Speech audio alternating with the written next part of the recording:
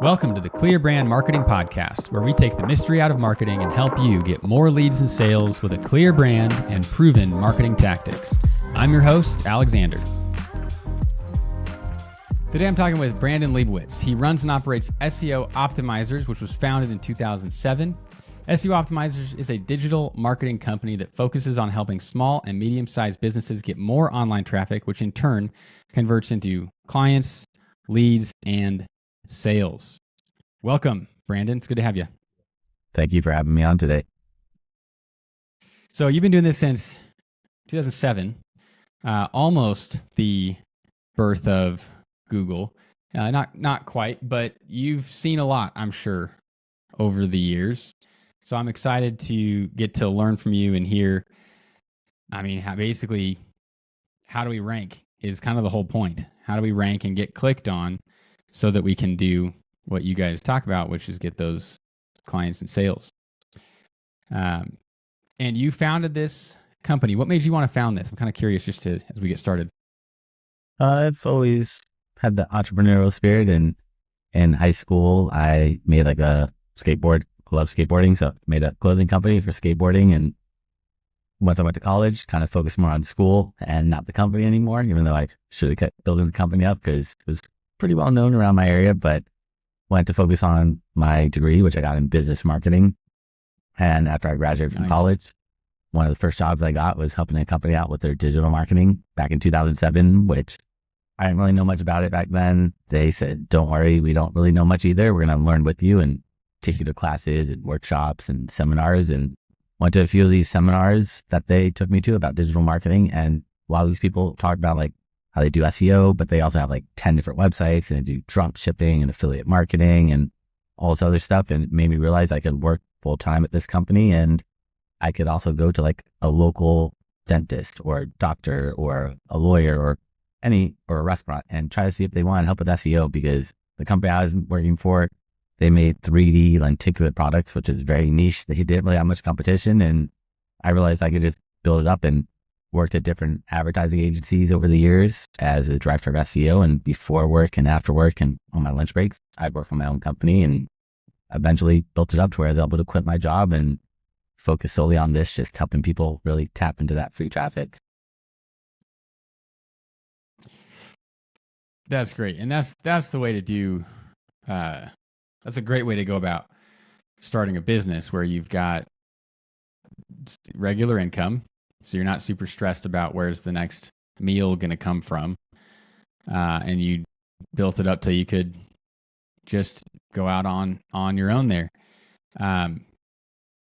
You seem pretty systematic in your approach, just from the little conversation we've had so far. And does that kind of ring true with you? How do you approach marketing in general? Is it kind of like, hey, here's what we're going to do today, or are you doing a lot of systems and kind of back end, like engineering things?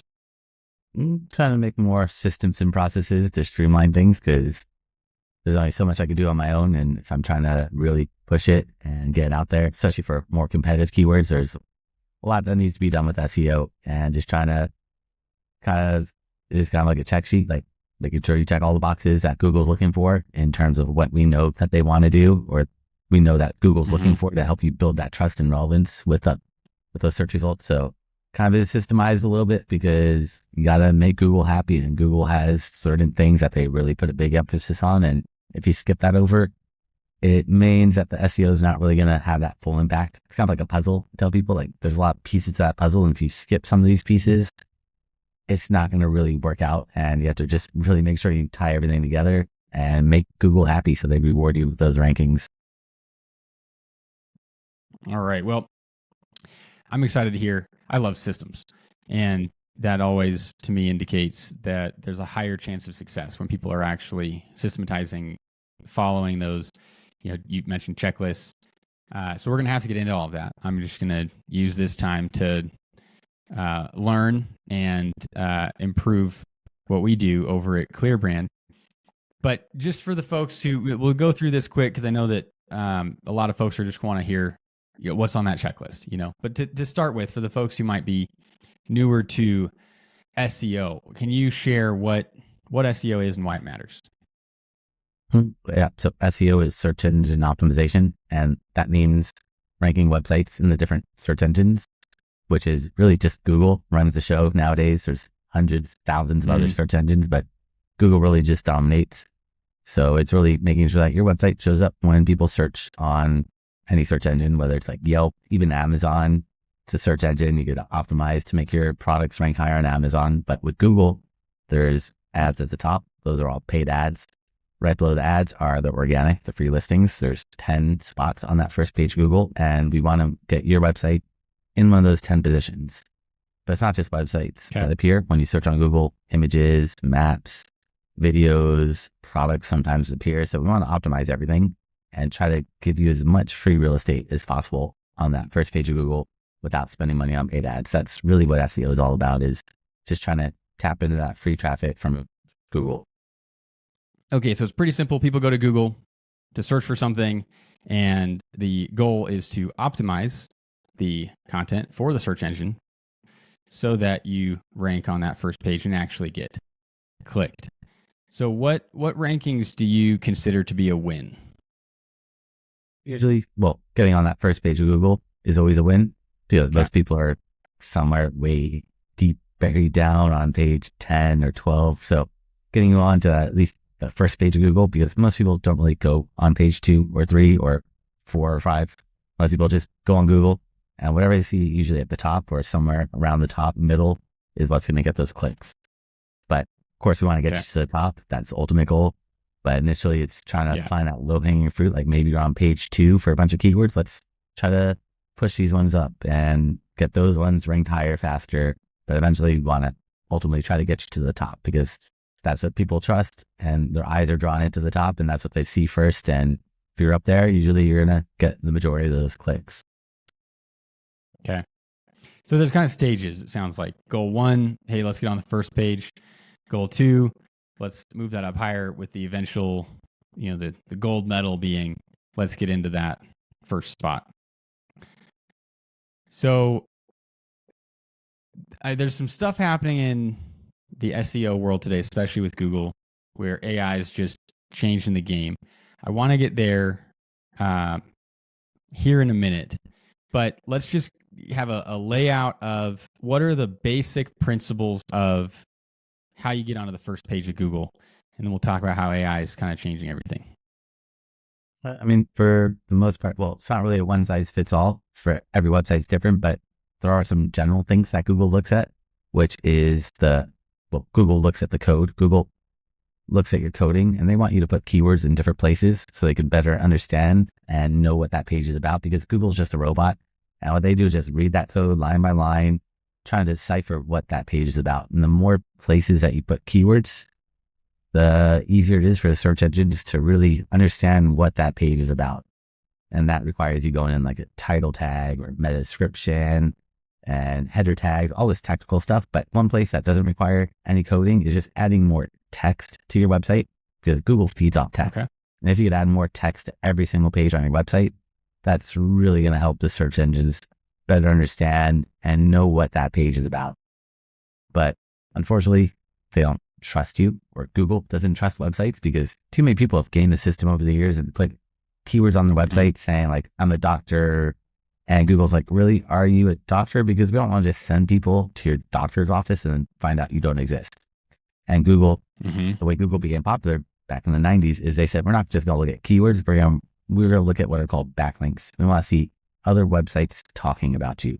The more websites that talk about you, the more popular Google sees you as, and the more trustworthy Google sees you as, and the higher they're going to rank you. And that's really a big part of SEO, is building backlinks from sites that are relevant and authoritative to build that trust and Google to want to rank you higher. And what is a backlink? A backlink is a clickable link from another website that points to yours. So let's say, for example, you're on like entrepreneur.com, you're reading an article, and there it says Brandon Leibowitz, and you click on it and it goes to my website. I'd be getting a backlink from entrepreneur.com. So the more websites that link out to that are related, the higher you're going to rank. Okay, so we've got a couple things so far. We've got some technical stuff in having the right words. in the title, the meta description, the headers, things like that. And then you kind of simplified it and you said, well, an easy way to do this is to add more content. How much content would you say a landing page or a blog should have? You basically need to do more than your competition. In the past, a lot of people would say like, write 400 words, or 800 words, or 1,000 words, but that's not really how Google works because every search is different and you have to really tailor your content to that person searching. And Google wants to offer value and wants to make sure that your website is offering value to the user, because if it's not offering value, you're gonna be like, Google, why are you showing me this result? And you're probably gonna not use Google in the future. So Google really makes sure that these websites solve the issue or the question or whatever that you're searching into the Google. And you need to figure out how much text you need to add to your website. You need to take your keyword that you want to rank for it, whatever that keyword is, search it in Google, open up all those websites that are on that first page of Google, skipping over the ads because ads are not doing the same thing as SEO, but open up all the organic, the ones that are ranking there, and you can see how much text they have.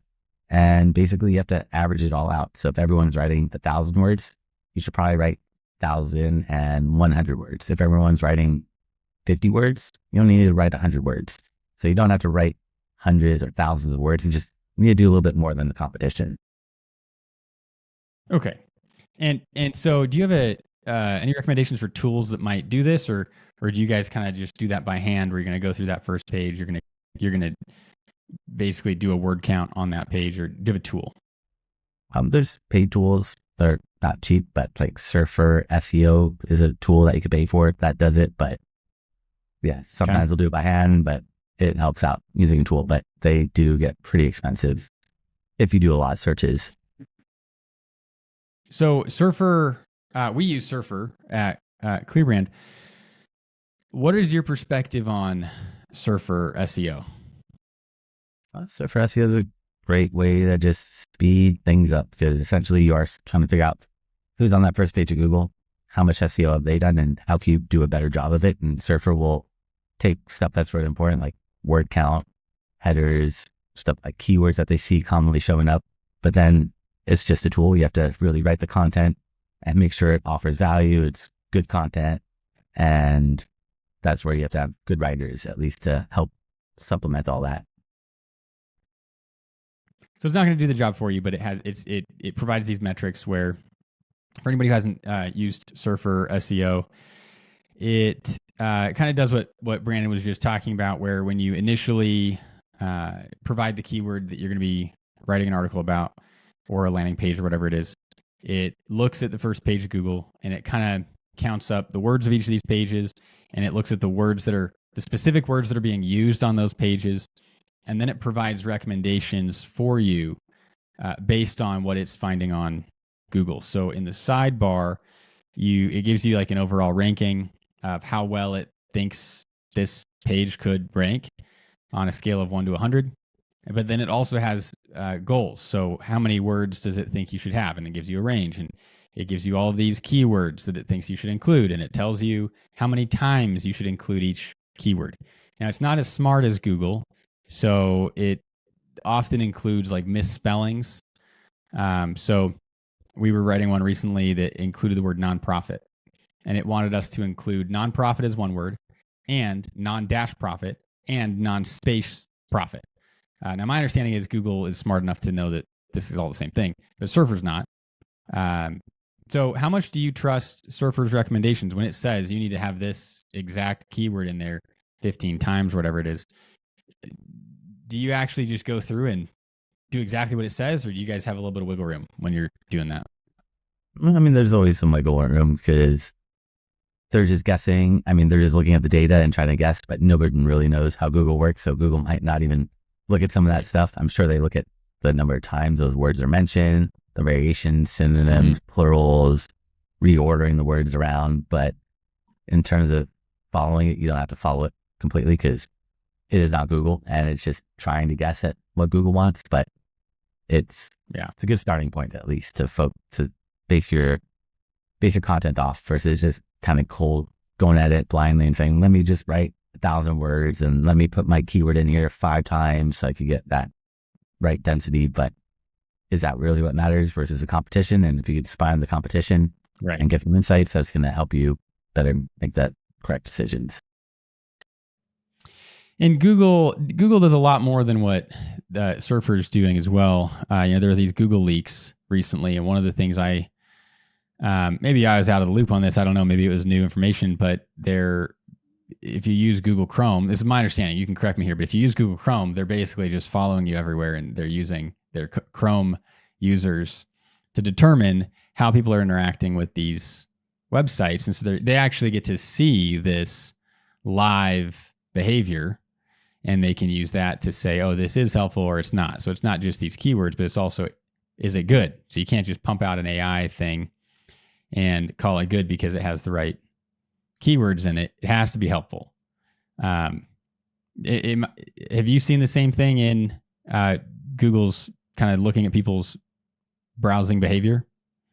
Yeah, they look at user experience as another one that they've said they look at this one a long time ago, which is like if someone searches on Google and clicks on your website, but then all the people that go to your website leave immediately, that bounce rate. If Google sees a lot of people are clicking and then coming back to Google, that's a negative signal to Google saying maybe you shouldn't be ranked number one. Let's move you down to number two and let's move number one up and see how do people behave. But of course, Google's going to track everything. If they have Chrome, they're going to track everything. Like Gmail is free because they're reading all your emails, looking for keywords to send you ads. Like anything that Google puts out there for free is because it gives them more data, like Google Maps, all that stuff is just giving you more data about, are you going to this store? Are you asking for directions for this local business? Are you calling them up? Like what's going on? And they could see all that stuff and they're tracking everything that they can.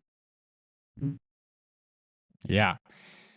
So that kind of brings us to some of the things that are happening with Google. And depending on the SEO person that you talk to, some folks are kind of freaking out. I've talked to some owners of marketing agencies recently who don't do SEO. So of course they're going to be more likely to say that it doesn't work. But one guy actually said he thinks SEO is dead. I wouldn't go that far. But what are some of the changes that you've seen happening recently, and how is that impacting the SEO strategies at your company, SEO Optimizers? When I first started doing SEO in 2007, people were saying SEO is dead, and people have been saying that forever. And if Google leaves, love that. That's the great thing about experience. Great.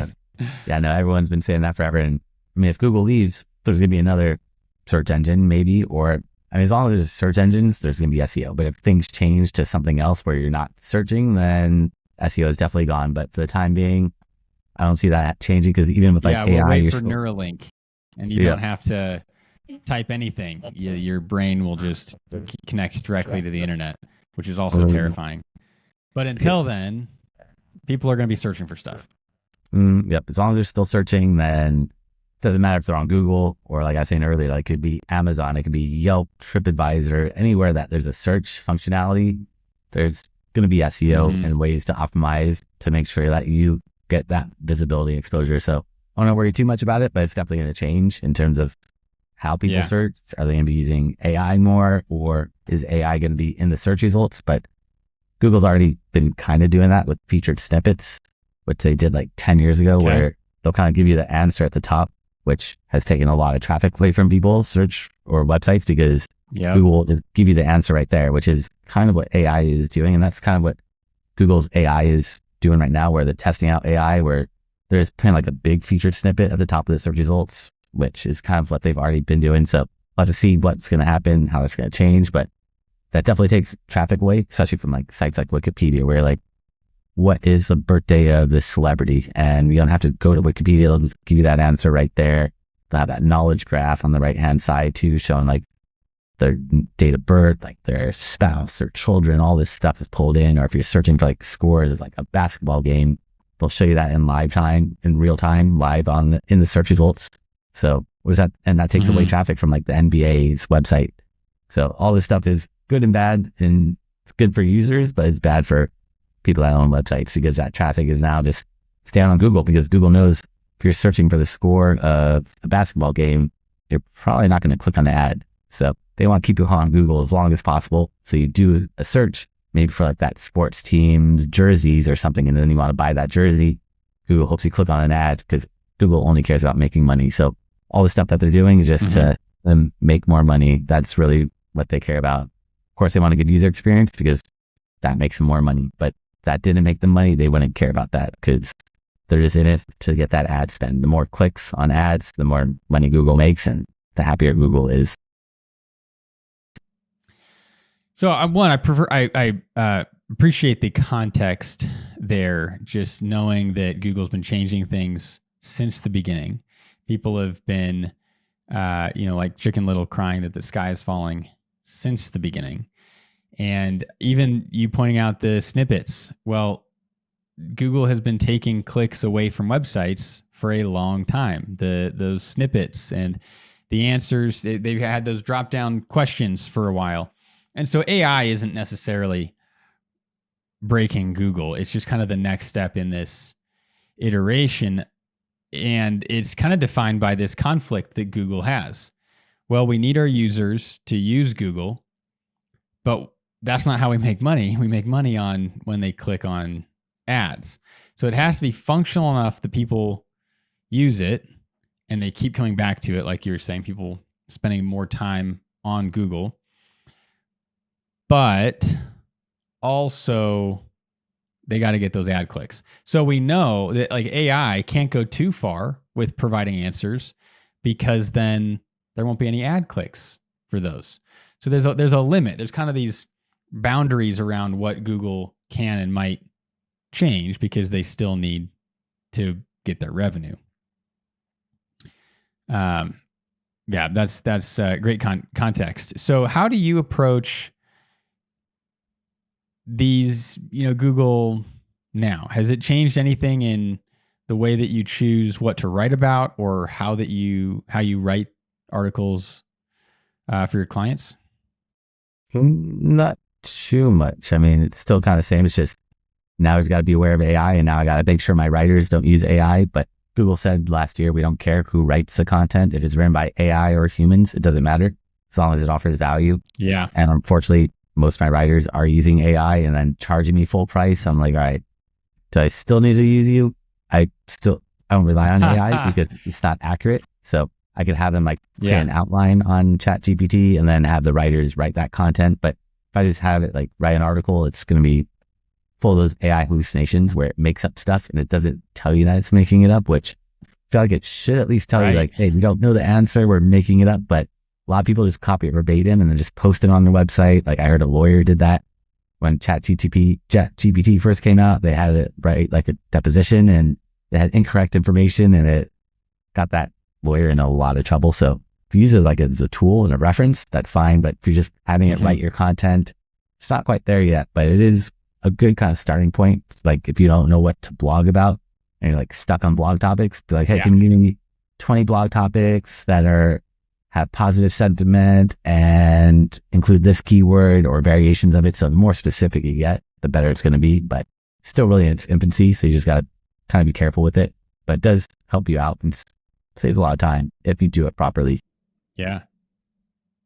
Okay. So if I'm hearing you right, AI isn't, in terms of Google's AI, it's not scaring you and you guys are kind of just going about business as usual. But in terms of using AI, there's kind of limits. So it's nice for an outline. It's nice for maybe a first draft, but definitely not the final draft because it's making stuff up, pulling things off of bad websites.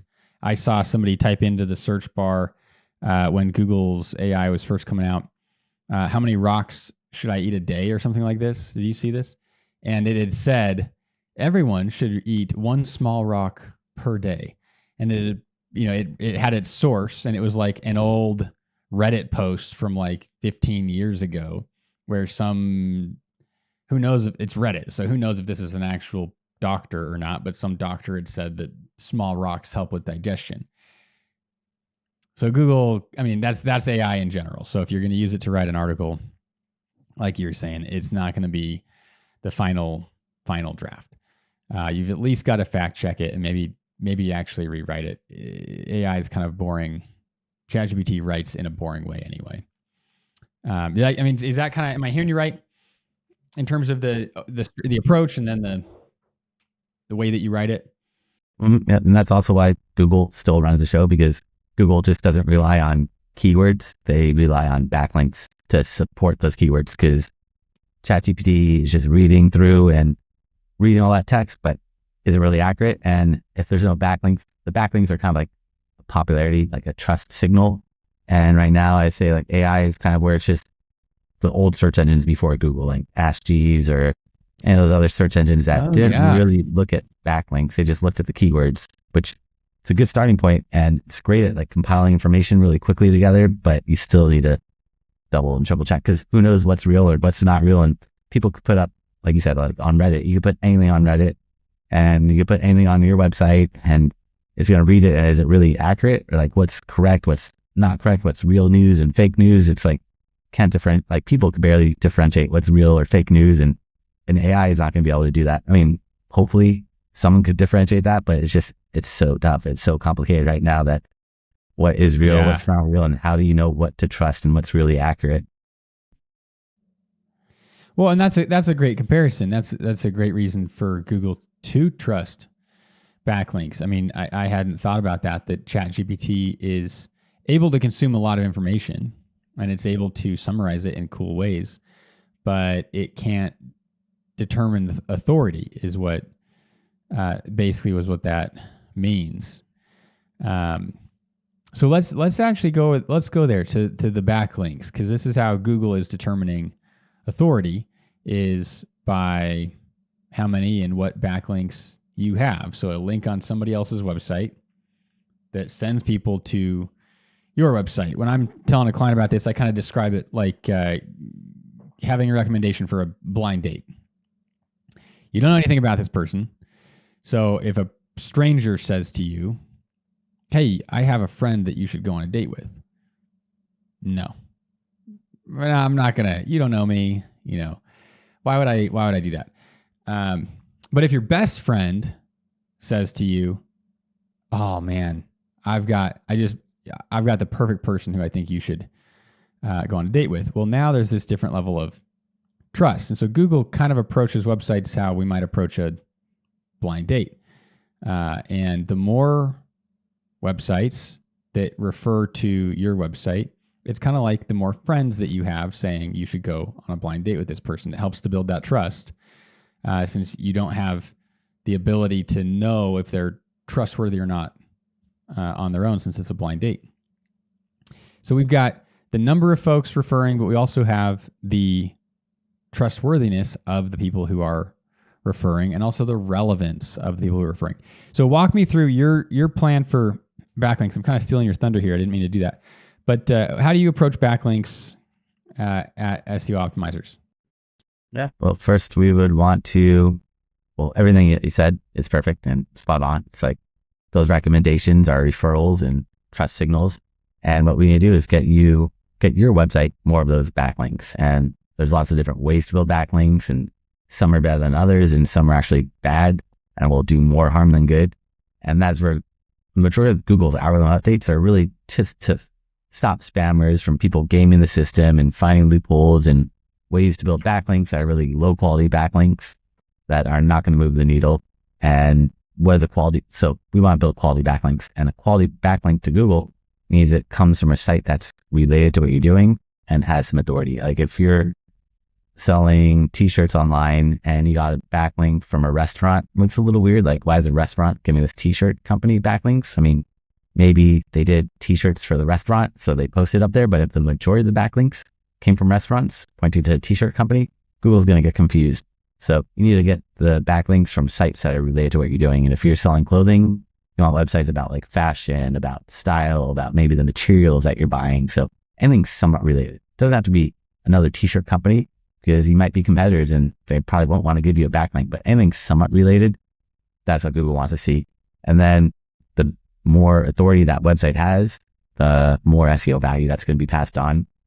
If I gave you a backlink from my website, it's a good backlink, but it's not the same as like a New York Times or Wikipedia or Wall Street Journal. So the bigger the website, the more trust Google gives to those websites and the more value that backlink has. But relevancy really is very, very important. You got to find those sites that are niche related. And I usually start off by looking at my competitors' backlinks using tools like Ahrefs or Moz or SEMrush or any of these paid tools to check backlinks.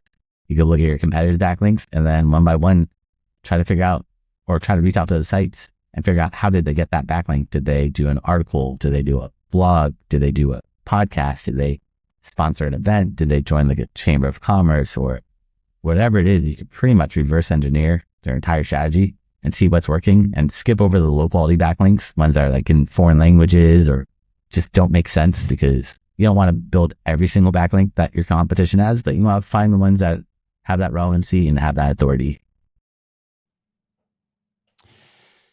Yeah, talking about some of this, man. When we were just getting started, I had hired somebody on Upwork to provide some backlinks, and they label themselves as white hat and all this. So black hat is typically what's the bad backlinks, and I want to hear your perspective on some of those, what those are. But here's one example.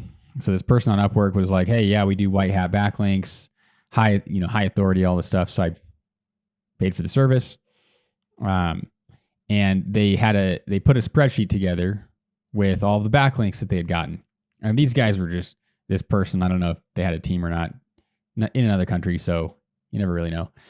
And they're just pumping them out. They're just getting backlinks almost every day, but they were all weird. So I'm going through these sites, and it looks like they're basically just building websites that are essentially backlink farms. Sometimes they were building a website like a blog spot. Is that what it's called? Yeah, Google. Do you know, has like Blogger or whatever?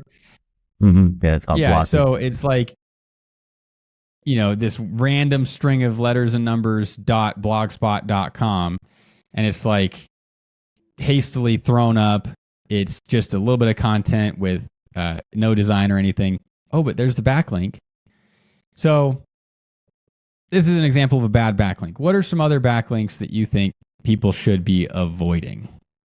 Yeah, those are called PBNs, private blog networks, where people build a bunch of websites and make them look like real websites, but they're just a blog, and usually they're on random topics. And you can kind of spot them out if they're like writing about like casinos or pharmaceuticals. Those are the types of sites that usually post on them. So also that's a big thing, is making sure that the website that you get the backlink from is only related to your topic. If you see these backlinks coming from sites that post about every topic, it's not the best. I mean, there's Huffington Post, Forbes, they write about everything, but in general, the sites that write about everything are usually fake PBN blogs. Yeah, those are high trust like news, authoritative sites. So I can see that being different. But you're talking about a site that writes about everything and is low trust. Nobody's ever heard of this thing. Potentially a weird URL. So there's some ways that we can figure it out. Okay, so PBNs, public blog networks, are bad. What else would you say is a bad backlink? Anything where it's too easy to get. So blog comments are ones that hopefully no one's doing that anymore, but commenting on blogs or joining forums just to get backlinks, unless it's like really related. So I had one client, they did car parts for Mercedes, and Mercedes has this forum. So joining that forum and getting backlinks from that forum is really good, and also get some traffic. But if you just join hundreds of random forums, that used to be a strategy that worked pretty well. But again, now it's all about relevancy and making sure you go for quality, not quantity. So getting one or two good backlinks is going to be much better than getting 1,000 low quality backlinks. And anywhere where it seems too good to be true, too easy to get a backlink, like even social media doesn't really help out. Those are all kind of blocked from Google. So Facebook, Instagram, Twitter, LinkedIn, Pinterest, all that stuff doesn't really help out with SEO, because also they're not related to what you're doing. So finding those niche related websites, that's really number one. And then trying to get a link somewhere in the content, not just as a blog comment or something like that. So Google looks to where the backlink is, and usually the higher up the back, because Google reads from top down. So the higher the backlink is, the more likely they're going to read it, trust it, and follow that backlink and count it as a SEO backlink for your website. Okay. So a few questions on what you're saying here. So, number one, let's say you do a guest post on a website that is in your industry, right? So we know that it's relevant because it's topical, it's in your industry. You're going to do a guest post in exchange, and you're going to put a link in there to link back to your site. Would you put the link in the bio, which tends to be at the bottom, or would you see if there's a way to link back to your site within the content of the article, or both? Well, it depends. Like sometimes they don't put bios. So if they're not going to put a bio, then I definitely want it in the content. But if they're going to put a bio, that adds that authorship. And that's also something that does help out with SEO, is getting your author name on a bunch of different websites. Okay. So if you could get your name authored on those websites, that's great. And then usually they will say like Brandon Leibowitz from SEO Optimizers, and they'll give me that backlink in the bio. But in the content is always going to be best. But if you could have both places, that works just as well. But usually the higher up, the better. Okay. Great. Okay. So we want that to be high up, relevant sites. If it's too easy, it's probably too good to be true. What about, so we just completed an SEO audit for a client, and we did exactly what you're talking about, backlink gap analysis with SEMrush is what we use for this. And, you know, we put in some of the top competitors, and it lists off, here's the backlinks that you all have. Here's the ones that your competitors have and you don't. And so some of the ones on that list do kind of seem too good to be true, but it's things like Indeed, right? So there's a company profile page on Indeed. What do you think about links like that? Is it worth going and creating a company profile page on Indeed, or would you not even waste your time?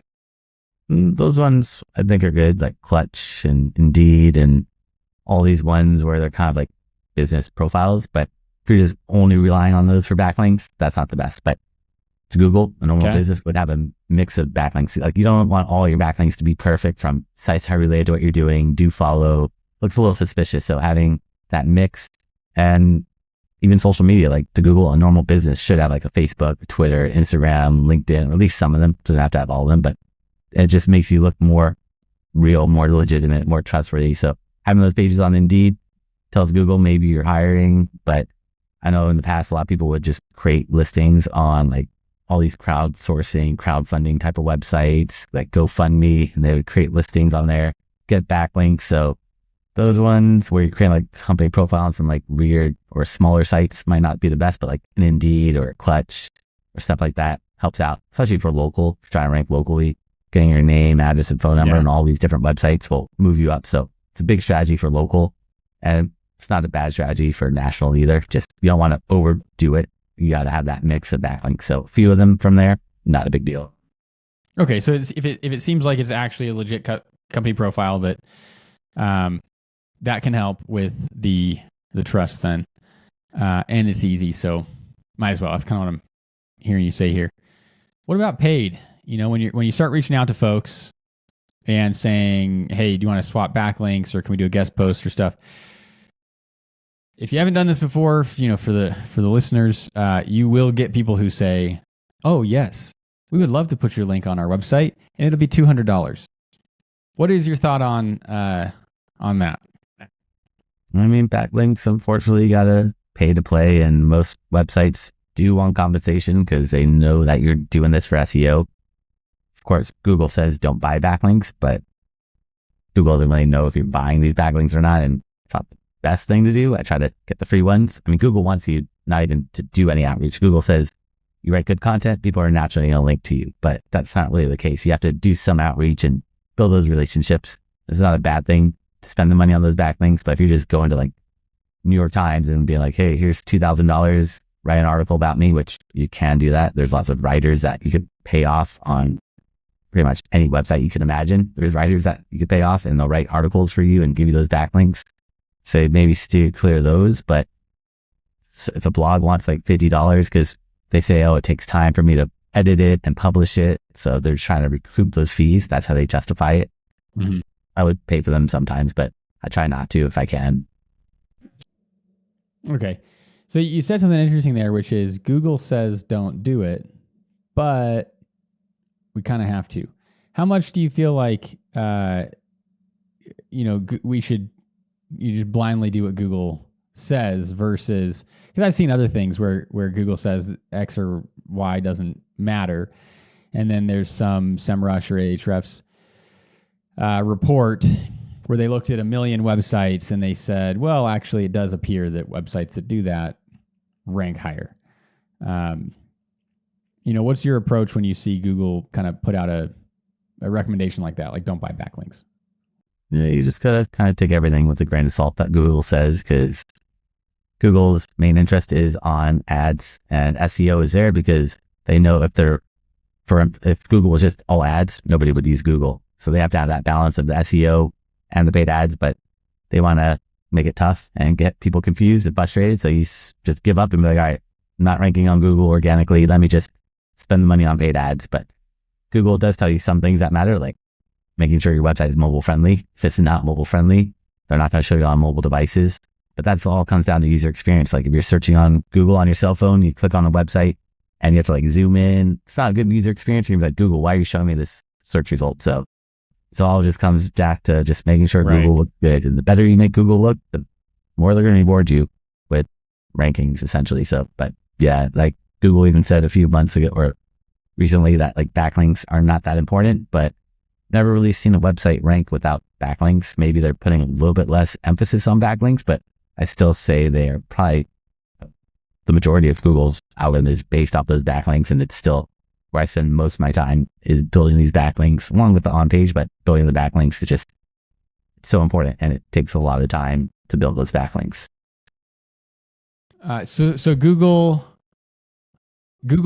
ideal world would be one where nobody is actually trying to game the system. And so that's part of where their recommendations come from. That's kind of what I'm hearing you say, but we all have to follow best practices and do the work that's within our control to look good and look trustworthy and authoritative. So there is, maybe we wouldn't call it gaming the system, but playing the game, something along those lines. So you just said that you spend a lot of time with your clients building backlinks. So when you put together a strategy, how much of your time is building backlinks and how much of your time is doing other things like fixing the headers? You mentioned that earlier, fixing headers and title tags versus writing content. I would say, probably 80% of my time is building backlinks, I would think, because just depends. Well, also depends how big the website 80%? Is. Yeah, because once you if you're a local business and you have 10 pages on your website, I'll go in and optimize all those pages, all the titles, do keyword research, add schema, make sure the sitemap, all that stuff is in place. And then I would be blogging on their websites like 1 or 2 or a couple times a month, depending on how frequently they want content on their website, because you have to add more content to the website. But there's only so much that that needs to be done on the website, on the on page. And once you're done with the interlinking the pages together and doing all the stuff that Google wants to see for the on-page SEO, then it really does come down to those backlinks, and then touching up the on-page SEO, cleaning it up, adding new things that Google might say, like, hey, you had a blog post from 7 years ago, let's update it, add some new content on it, and let's add a little snippet of code saying this blog was updated in 2024, whatever you're in. So it shows that it's not like a 7-year-old blog post, which Google thinks like if it's 7 years old and someone wrote something a month ago, let's try to show something written a month ago because it's more topical and things like that. But the backlinks just take so much time building relationships with these websites, depending on what strategy you use. But usually I'm doing like blogger outreach and reaching out to niche related websites, trying to build relationships with them, talking to editors, seeing what type of content they want, writing the content, sending it over to them to make sure it gets approved and scheduled in a content calendar, and ultimately get it published on a website. And it takes a lot of time finding these websites, finding good websites, building real relationships, not just spamming people, because a lot of people that do the guest posting just spam websites, and it's not a good look. But done properly, it works really well. But doing it properly means you have to take a lot more time and invest time analyzing each website, making sure it's relevant, making sure they have good content on it, making sure they have a good backlink profile, making sure that all the things that need to be in place for a good website are in there. So you're kind of essentially like auditing these websites like quickly, not spending too much time, but just doing like a quick higher level audit. So it sounds like there's kind of a flow here where you start off with fixing the technical SEO stuff, title tags, meta descriptions, H1s. We should, for example, we should only have one H1 on each page. So kind of going through that stuff, cleaning up what they have is what I heard you say where you start. Then you'd said that you update things basically how much Google expects. So how much would you say that is? Well, Google wants you to update your content or update your website in general. That's why blogging became popular like 15 years ago, because back then there was no WordPress and it was just like Dreamweaver and custom coding. And to update a website, you need to know some code, but blogging made it easy to update your website, add fresh content. So Google wants us to make sure that you're still in business. Your website could have been sitting there for 10 years and never been updated. And you're still in business, but Google looks at it and says, are you still running this business? Because you haven't touched it in 10 years. So just updating it every once in a while. You don't have to update everything all the time, but if you have like a blog post from like 10 years ago and it's still relevant, then just go in there and just make a couple changes to it just to make sure that all the information still is relevant. And then you could change a date saying now it's a blog post instead from 10 years ago. You could say it's a blog post from a month or a couple days ago. So it just helps with that relevancy, that freshness part of Google's algorithm. So when you update the date, let's say that we're in WordPress, and in a WordPress blog over in the right bar, you've got the date of that it was published. Do you change that date, or do you add a line towards the top where it says, where you might say updated on, and you'd have a different date? So then it has an original date and then an updated online. How would you go about that? Yeah, I wouldn't change the original date. I would just update it saying like last updated on, and then you put that last date. So it says when it was first published, and then also shows when it was last updated. So that's going to be the better, because if you try to change the dates, Google's going to see that. And sometimes your URL structure is attached to the dates too. It might break your URLs and cause all these other issues and redirects that don't need to be done. So that's where it's just better leave it as is and just have a little simple, or just put a sentence at the very top, last updated last week or whatever it is. Mm-hmm. So when you say snippet of code, let's say that we're in the back end of WordPress.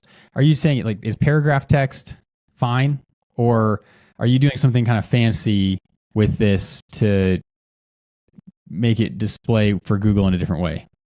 Nothing too fancy, but you could add like a H2 or H3 tag. I'm going to do the H1, like you're saying. You only want to have one H1 tag per page, but you can make like an H3 tag so it gives a little bit more emphasis on it. Still not saying this is the most important thing, but or bolding it or italicizing it. Google looks at all that stuff a little bit, not much, but they still look at that like, okay, you bolded this word, it must be somewhat important. Okay, so putting the text in there that says last updated on with the date is acceptable. And then if you make it an H3 or bold or something, that can tell Google that it's a little bit more important. But just for our listeners, you don't have to go in and code something. You can throw some text in there is what I'm hearing. Yeah. Just is that right? Yeah. Do you want that at the top, or does it matter? I usually put it at the top or wherever the date is, because usually most blogs say when this was published. So I would just have it near that date or at the top, because then people see it and people will say, okay, I'm reading an article from last week versus 10 years ago. So got it. So so we build a lot of websites with WordPress with Divi, and so Divi has this theme builder function. So we get to choose where we're displaying the date that the blog was published. So you're saying just kind of put it near that. Yeah, but usually I put it at the top for people, because people are going to read that blog and they're going to see that date, and then we're like, okay, this is written or updated a couple weeks ago. Awesome. So it helps for people as well. Okay, awesome. That is great advice. So do you typically blog for your clients once a month or once every other week, or how would you approach that that strategy? Just thinking we want Google to know that this is being updated, but we don't want to take too much time with the blogs because link building is still pretty important. So how do you figure out the frequency there? Kind of varies. Like some clients I have written hundreds of blogs. So it's like, let's go in and clean those up, make sure we interlink them and just fix those blogs. But I get a lot of people that have never blogged and I'm starting from scratch and got to pump more content out, but I don't want to overdo it. So usually like at most once a week. I mean, it depends on your industry too. Like talking about something really boring and stagnant versus something like sports or entertainment, you could talk about that every single day. But I'm talking about SEO. Right. Do you really want a blog post every single day? Some people would, but most people are like, this is way too much information. Just give me like once or twice a month, something like that. So it's not as overwhelming. Okay. You mentioned interlinking the blog. So how do you go about that? What's your, your kind of checklist for linking the blogs to each other? So just like you build backlinks to your own website, Google looks at your own links that point to other pages on your website, and Google kind of follows them. And it's like you're building backlinks to your own pages. And I'd make sure that you build backlinks to your own page or interlink your blogs together. So when you're writing a blog post, also it's for people too. So like if you're reading a blog and there's no links in it, they get to the end of the blog, they're like, all right, what do I do? Do I leave a comment? But if you have a blog and you have all these links in it that point to other blogs, that gets people to stay on your website longer, read more content, get more page views, and hopefully ultimately convert into whatever your conversion goal is. But Google sees that backlink as a little kind of trust signal saying like, hey, this page is about this, and this page is also linking to this other page, as long as they're related to each other. Don't just link to random pages, but link to related blog posts, and then link it to one of your service or product or category pages as well, just to help Google follow all that and get that topical relevancy. Okay, so if I'm hearing you right, the pages that have more links to them, even if they're from your own website, Google sees as more important. So we want to be emphasizing that, but not just linking from really we're approaching in internal links the same way that we'd approach external links. We want there to be a level of relevance. So it's a similar topic. So if it's an article, so like on this podcast, for example, when it's on our website, it might make sense for us to link to our SEO services page for our own internal link. And we're going to link to your website, so you get a backlink out of this. And maybe we might have a link that says, if you want to learn more about SEO, here's another article. And that might be on our website as well, and we get another internal link. Would that kind of be how you'd approach this? It's all related to SEO, since that's our conversation, that's the topic. And we can kind of choose intentionally what pages we want to boost with those links. Is that the right approach? Mm-hmm. Yep. And then also looking at the text that you use to build that backlink, the anchor text, and making sure that you try to pick anchor text that has keywords related to that post, and also that is going to hopefully get someone reading that blog post to want to click on it and stay on your website longer. So kind of doing it for people and for Google, more for Google for SEO purposes, but also for people just to keep them on that site longer. That way they don't just read that blog and be like, all right, what do I do next? And then they just hit that back button and go back to Google and they forget about your website. Okay. So how do you, give me an example of good anchor text. How do you write that? And for the listeners, the anchor text is the text that's hyperlinked. So if it's, I'll let you take it from there so that you can include your example.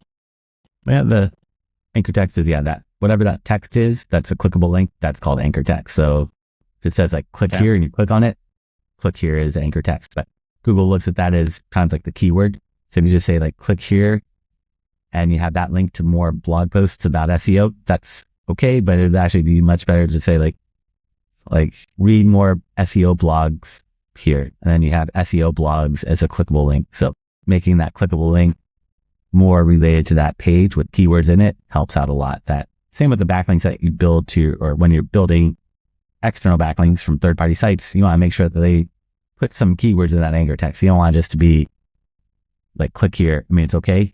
You want to have some of them say click here, because if all of them are just your main keyword, it looks a little weird. But same with the internal links, like not all of them should just be the main keyword. Use synonyms and plurals and variations and reorder the words around.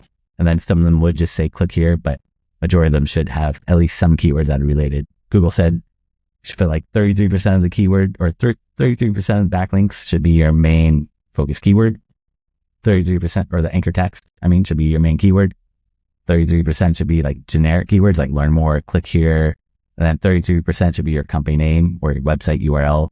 So just make it look natural, because if it's all just one way, that looks very suspicious to Google, and they could follow those trails, those breadcrumbs, and see that you're doing SEO and potentially penalize you for doing over optimizations, too much SEO. So do you build out a spreadsheet then when you're doing this for a client so that you can keep track of what the anchor text is? I mean, there's tools. So like if you're using like WordPress, there's tool or plugins that could help out with that. Like Link Whisper is a plugin that could take care of it, but not everyone I work with is on WordPress. And sometimes you have to manually keep track of it through spreadsheets and things like that. But it just depends. So Link Whisper, tell me how that one works. I haven't used that one before. It just kind of looks for keywords and it tries to find blog posts that have top or titles related to that keyword and tries to recommend saying, hey, you wrote a blog post about link building and here's another 7 blog posts about link building that you could potentially interlink together. So and it recommends the anchor text as well. Does it only do it for internal links or for backlinks as well? Just internal links, I believe. Yeah, I mean, it's still very helpful. Yeah, saves a lot of time. So Link Whisper for WordPress, but I don't think there's much with like Wix or Squarespace or Shopify. Unfortunately, it's a little bit more closed. Like WordPress is nice because anybody can build any tool for it and you could customize it however you like. Whereas other platforms kind of lock you in those platforms and don't let you fully customize them.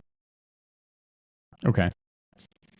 So link whispers for internal links, and then when you're reaching out, you would tell somebody the anchor text that you would like. So let's say that you're going to do a link swap, and you've identified a blog post from another website that you would like a link on. You'll reach out, initiate the conversation. Obviously, we're not going to say, hey, can I get a link with this exact text and this exact blog tomorrow? Nobody's going to respond to that. So walk me through how you do your outreach for backlinks. The outreach is offering something. So if I'm just asking for a backlink, they're not going to say yes. But if I offer something of value, that usually helps incentivize people, like a blog post or being a guest on a podcast or something where you're like giving your time and not just asking for that backlink because they're going to say no, or they're going to respond back saying like, pay me $500 because you're just asking for a backlink. Right. But you offer something of value, then it helps out a little bit more. And if you're writing like if I was doing a guest post for you, then I would write that post. I would put the backlink in that content somewhere. So I'd pick it out. But if I'm a guest on your podcast, you might just link out to my company and that's fine too, or that's not a bad thing. So I try to just let it be more natural and not, I mean, if something's really off, I'm going to be like, all right, can we change this? But in general, as long as it seems good enough, it's going to hit a different variation, a different way of linking to me. That's good because then it just mixes it up and makes your backlink profile look more natural, which is ultimately what we want to do, is make it look as natural as possible, not just overemphasize, like only link out to me using the word SEO company Los Angeles, because that looks a little strange if every single backlink was like that. So in the past, like back in 2007, I'd be like, yeah, change it to SEO company Los Angeles. But thinking like 2011 or 2013, they had an update that said, gotta diversify that anchor text. Otherwise, we're going to hit you with the over optimization penalty, and we don't want that to happen. So you reach out, you fill out a form on the site, or you send an email to the info, or you use a tool like Apollo.io to get somebody's email address. You send them an email. You start off with an offer, and you're offering a guest post. You're offering a podcast interview. That's how we met. Was you reached out to me, which is a great strategy. It worked. So congratulations. We receive a lot of these. So we also receive a lot where people are telling us that they want to link to our website. And so for somebody who's kind of uninitiated in the SEO world, they might just get excited that they might not know what it means, number one. Number two, they might get excited and not know what's going to happen next. And that's fine. But if the person agrees to any of these things, then kind of part of the deal is you've made this offer. They're going to get something out of this, a link, a guest post, podcast interview, whatever it is. And then part of the deal is you're going to say, great, can you link back to my website? If it's a guest post, you're just going to build it in, assuming that they're going to copy and paste. Great. In a link swap, we've had this folks reach out. Hey, we want to link to your website. We have this blog that we think would be great. Awesome. And now at this point, I'm just like, great, where do you want, what page do you want to link on? And they generally have an idea of which blog or whatever that they want us to put a link to their website on. And so it turns into this mutually beneficial trade. Anything that you'd change about that summary? No, that is a good way to do it. Yeah, I mean, there's lots of ways to do it, doing the link swaps, but you gotta be careful with the link swaps because Google said we don't want reciprocal backlinks where it's like I link to you and you link to me. Google knows that we're probably just doing that for SEO purposes, and they say it cancels it out. Who knows really if they're really doing that? But I try to get one-way links that are inbound and try not to link out to the other person. But sometimes it does make sense. Like if I was on your podcast, I probably would link or post the episode on my own blog and link back to you. So it does become a reciprocal link. It's like I'm helping you, you're helping me, and then those links probably get devalued a lot. So instead of getting that full SEO value, Google's like, all right, maybe we're going to cut this down and give you like 10% of the value or 20. Who really knows? They don't tell you, but they have said ever since I started doing SEO, like reciprocal links don't count. They actually cancel each other out, but I doubt they cancel each other out, but I'm sure they drop the value of that backlink and say it's not as valuable, but it's a great way and it still works. But you could do like 3-way, 4-way, 5-way link exchanges and do link wheels and get like 20 people, and Google still kind of picks up on those patterns. They're able to, because they're pretty smart at it, but that was a little bit. So this is great. This is something I wasn't aware of, So guest posting in podcasts would be preferable because you're offering the guest post. So that's what they get out of it. And you don't have to exchange a link. In a link swap scenario, you're recommending, especially as an agency, we've got a bunch of clients. Well, what if I give you a link on one of our clients' websites? What if you link to my website and I'll give you a backlink from one of our clients? Is that kind of what you're saying? It's like tangential. This is like the link wheel idea. Yeah, that's a better way. Like I have a blog about social media. It's on a whole different URL. Then I have my SEO company. Then I have a couple other domains. So I could be like, yeah, give me a backlink to my SEO company and I'll give you a backlink from my social media blog. So it's not just that one-way reciprocal link. It's now it's 3-way link. Google still kind of could pick it up, but it's a lot tougher, especially if you have it on different hosting and different IP addresses, and make sure it's like one's built on WordPress, another one could be built on Blogger or something, just kind of like you're building a PBN, but these are all real websites. I'm not just PBN sites. So it's the same idea. I see what you're saying. So you have a social media blog that really is just for this purpose. Is that what you're saying? Yeah, I mean, it used to be my main focus. When I first started doing SEO, I had this social media blog, and now I've kind of let it be on the, put it on the sideline, but it still has a lot of SEO value and can use that to just make it look a little bit more natural. But I don't really get too many people offering link exchanges. I mean, I still get a decent amount, but I just delete those emails. I don't even look at them. People that are offering guest posts, I just skip them over because usually it's just low, or they're just hitting me up from a random website in a different country or foreign language. I'm like, no, this is, or a gambling website. A lot of the guest posts, it's like, I would never post this. I appreciate that you wrote this, but like, no. But but that's part of your strategy. So you just write better content, or is that part of your strategy? Be more selective on the sites that I reach out to. So not just reaching out to 100 websites, which in the past I've done that where it's just like spray and pray and like hope someone gets back to you, but it works, but it doesn't really work as well as picking and choosing 20 or 50 good websites and really honing in on them and trying to build a good relationship with those websites. Okay. And then, I mean, we work with a number of clients who have multiple arms of their business that have multiple websites. So that's a great strategy for folks. If they own not a lot, but maybe some business owners own multiple companies, or some folks that we work with have separated out like the store to a different a completely different URL from their main site. So anybody who has that can immediately leverage that as part of their strategy. If somebody does not have multiple websites, is that something you recommend that they spend some time doing, or what would you recommend for them? I mean, it's a lot of work, and then you're kind of like building a PBN, but if you make it a real website and try to make that like my social media blog, I was trying to get ad revenue from it, from like Google AdSense and doing affiliate links and things like that. So it's like a real website, but if you're just throwing up a blog just to throw it up there, it's going to look like a PBN, and it's not going to do the job. Yeah. Well, and I would say this is a great reason for a company to work with an agency. It knows what they're doing, which is surprising how few of them actually do. But to find an agency that knows what they're doing and has a number of clients, the agency is able to leverage this strategy on that company's behalf. They can engage in this. Hey, we'll get you client links, and then we've got to get these other guys links too. So we're going to be putting links to that in this kind of trade on yours. We'll put some of those trades on theirs, and it all ends up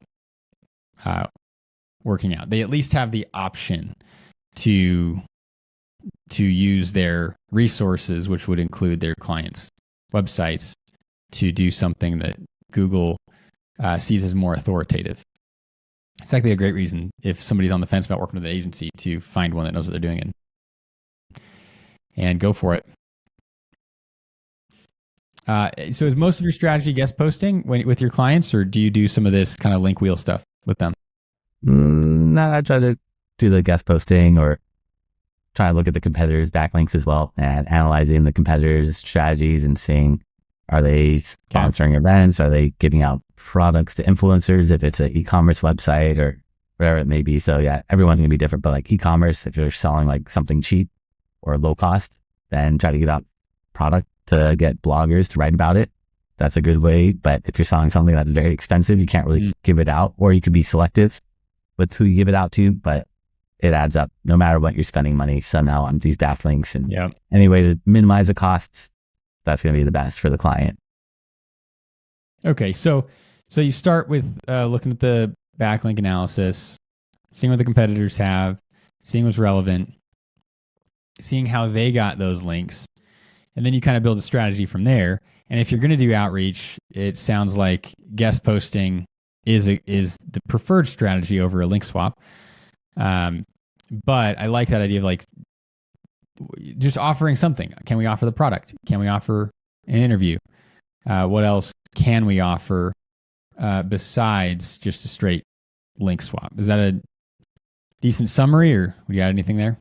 No, just got to offer value. Like if you're just asking, offer value, it might work, but it's probably not going to work. If you offer some value and incentivize out of the person, then you're going to pique their interest and get them to at least inquire. It doesn't mean they're going to give you the backlink, but at least they're going to try to learn more about it. So try to just think, like, put yourself in that person's point of view. Like if you're receiving all these cold emails about trying to get blogs on your website, probably just going to ignore most of them. But if they offer value and be like, hey, I have an email list, I'm going to share this blog to 5,000 people. I'm going to post it on my own social media. Ways to incentivize them and differentiate yourself helps out.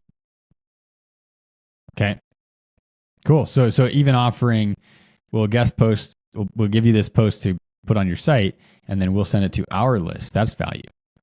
That's great too.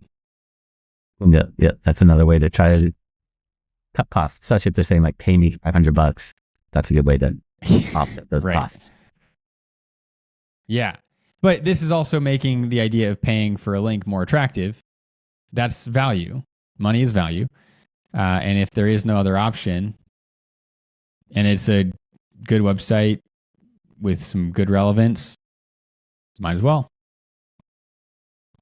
So does this kind of encompass your SEO strategy? We've talked about some technical SEO, getting the website cleaned up, which these tools that we've mentioned, SEMrush and Ahrefs, they help with this. They'll give you these, they'll tell you what pages to focus on. They'll tell you what to fix on those pages. So you can, if you're new to this, you can just jump in using these tools, which are expensive, but very helpful. You can pay for SEMrush for 1 month, for example. Audit your site, go fix everything, and get the backlink analysis, and then don't pay for it for the next month. Just cancel this. You could do that if you wanted to save some money. So going through your strategy, we've got technical SEO, we've got content, we've got backlinking. Is that basically it, or is there more that you do when you're serving a client to get them ranking higher on Google? I mean, the majority of it is like on page, fixing all the coding, technical issues, and then building that trust through backlinks, and then depending on like if they're e-commerce, trying to optimize that Google Merchant Center feed. If they're a local business, trying to get them up on Google Business Profile. So every website is different, but in general, it's like the content, backlinks are two things that every website needs. And then it just depends on what type of business. If you're a service, local service, if you're e-commerce, they're all going to have slightly different strategies on structure of the website and hierarchy, but it all comes back to the on-page SEO stuff. Okay, so that and when you say on-page SEO, that's where I was seeing the technical stuff. Is that right? Fixing that, making sure that the site, it's like cleaning your house before people come over. You just got to make sure that your site is well done before you go do this, because you can spend all your time doing backlinks, and if your site's a mess, Google still wouldn't trust you very much. Yep, I've had lots of clients, like not lots of, kind of like one or two clients where they've been around for like 25 years. They have all these backlinks, all this trust built up, but Google couldn't read their website, made a few changes, and they went from being nowhere to rank number 3 within like 2 months. Normally it doesn't happen that fast. And now they rank number 1 for pretty much all their keywords, because now Google could read their website. And this website's like 25 years old of building backlinks consistently. It's just didn't have the keywords at the correct places, missing a lot of important elements. Google couldn't read the website. So, but it could be vice versa. You could spend all your time cleaning your website, and if you don't build backlinks, they're not going to trust you. So you got to do both. But backlinks are where I'd spend a little bit more time. Okay. Well, and I'll add something too. We've fixed some sites where a web design agency had basically messed up redirects when they launched. The site had www, and then they launched it without it, and they didn't communicate that to Google. Or we had somebody who another company had launched their site, and they had changed, and I can see how this would be done accidentally, but they had changed all of the blog URLs. So that was either during an import, like an export and import, or it was during when they were setting up WordPress. In WordPress, there's a setting for, and you mentioned this earlier, is the date part of the URL, or is the date not part of the URL? Is the category part of the URL? And so they must have just selected a different option in the build process. All of the blog URLs changed, and they didn't add redirects. And so that's part of what we've got to be paying attention to as well, because if Google suddenly says, well, these blogs disappeared, but look, there's all these new ones, that really decreases trust. We've got to make sure that we're doing these redirects well. Also, that mostly matters in a website redesign. Most of the time, folks aren't going to be changing URLs, although I have seen folks who would randomly change the URL of a page and not add a redirect. So that's not great. But you had mentioned that earlier. We really want to leave the URL alone. We want to leave the date of the post alone, and then add that last updated on line instead. Well, this seems like a great strategy. Anything else that you would add? I'd just be patient with it all. I guess SEO does take time. Yeah. So don't expect immediate results. Unfortunately, if you want immediate results, got to run like paid ads or social media or email. But SEO is a long-term play where you have to build it up and build it and build it. And it takes time. So just work at it. Yeah. Build a couple backlinks every single month, and that's a huge win. So don't think you have to build 100 backlinks all at once, but just slowly build it up. And this goes back to what we mentioned earlier about the systems, like really just systematizing these processes so that it happens consistently. That's huge. And the patience is huge as well. SEO is fantastic because it'll consistently bring in leads once you've got it figured out and you're ranking. Unlike Facebook ads or Google ads, where the minute you stop paying, the leads are gone. 100%. Just gone, right? But with SEO, you're it's more of an investment where you're building this up, and then if for whatever reason you're like, hey, we're going to take a month off, well, you're not really going to lose a lot in a month. But if you had to take a month off from Facebook or Google ads, it's all gone until you turn it on and you start paying again. So it is slower, but it ends up being very high value overall. Well, I appreciate your time today, Brandon, this has been insightful. Clearly, I've learned something while we're here, and that's exciting. So where do people find you if they're like, man, this guy's it, and we got to hire him to do our SEO? So for anyone that wants to learn more or stuck around to the end, I created a special gift for you. If you go to my website at seooptimizers.com, that's seooptimizers.com/gift. And you can find that there along with my contact information and classes I've done over the years. I've also thrown up for free so they could see step by step how to do a lot of the stuff that we talked about.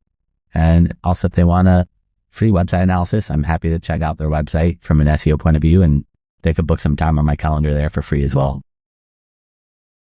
Okay, so this is high value stuff. So you've got seooptimizers.com to find you. You've got a gift at seooptimizers.com/gift, and then free audit, free classes and teaching that you've done.